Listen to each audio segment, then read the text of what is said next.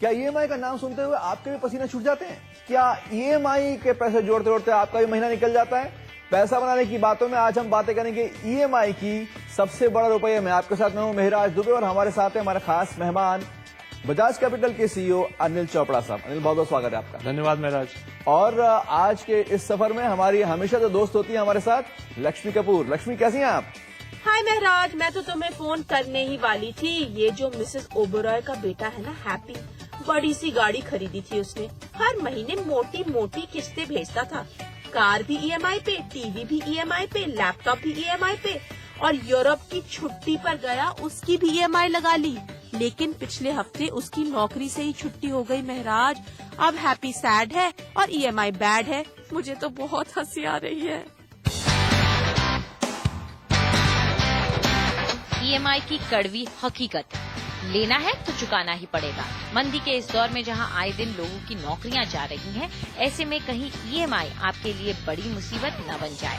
इसीलिए अगर आपने कर्ज लिया है या कर्ज लेने का सोच रहे हैं तो अपने आप से पूछिए ये सवाल: क्या आपके अलावा आपके परिवार में कोई और है जो आपकी जगह इस ईएमआई को भर सकता है? अगर आपकी तनख्वाह कुछ वक्त के लिए न आए तो क्या आपकी ईएमआई जमा होती रहेगी?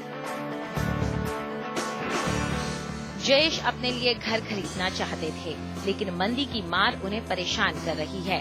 उन्हें इस बात की फिक्र सता रही है कि अगर घर मिल गया और उसके लिए बैंक से कर्ज भी मिल गया तो भी क्या वो ईएमआई का बोझ उठा पाएंगे?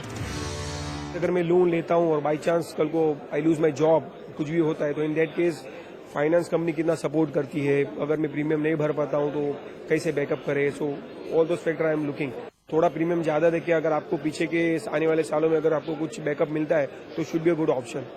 नौकरी का चले जाना, ये वो सवाल है जिससे कई लोग जूझ रहे हैं।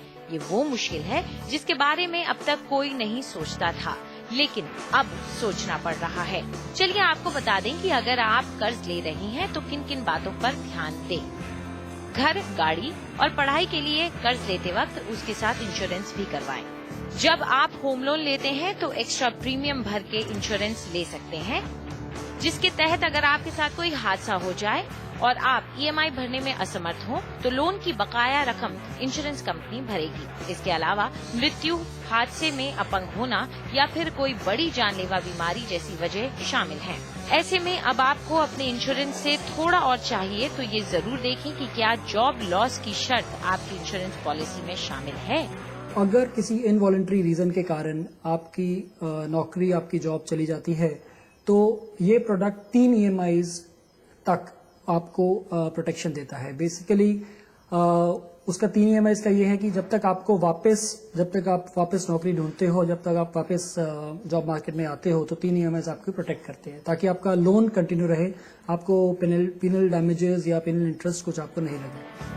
इस तरह के इंश्योरेंस का प्रीमियम आपके लोन अमाउंट का 1.5 से 3% तक होता है। ये प्रीमियम आपकी ईएमआई की रकम को थोड़ा बढ़ा जरूर देगा, लेकिन आपके अपनों का भविष्य सुरक्षित भी कर देगा। फिलहाल नौकरी जाने पर आईसीआईसीआई लोम्बार्ड केवल 3 महीने की ईएमआई देती है।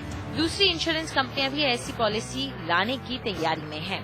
वो कहते हैं ना, कॉर्पोरेट जगत में ही हर क्राइसिस में एक बिजनेस अपॉर्चुनिटी होती है। अनिल, समझते हैं कि ये किसी एक और इंश्योरेंस पॉलिसी की एक और आपको लगता है एक चाल है कि एक और इंश्योरेंस पॉलिसी भेज दें, या वाकई आपको लगता है कि ये काम की चीज है?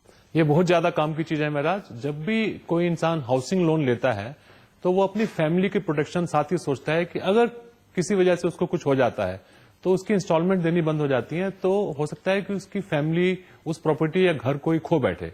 तो इसके लिए जरूरी हो जाता है कि जैसे ही आप हाउसिंग लोन लेके ईएमआई बांध के अपना एक घर बनाएं अपनी फैमिली के लिए, साथ ही में एक इंश्योरेंस पॉलिसी भी ले लें जो कवर करेगी इस बात को कि उस दौरान जब आप इंस्टॉलमेंट्स पे कर रहे हैं, अगर कुछ हो जाता है तो बाकी इंस्टॉलमेंट जो है फिर वो इंश्योरेंस कंपनी दे और फैमिली अपनी लाइफस्टाइल को भली भांति से मेंटेन कर सके।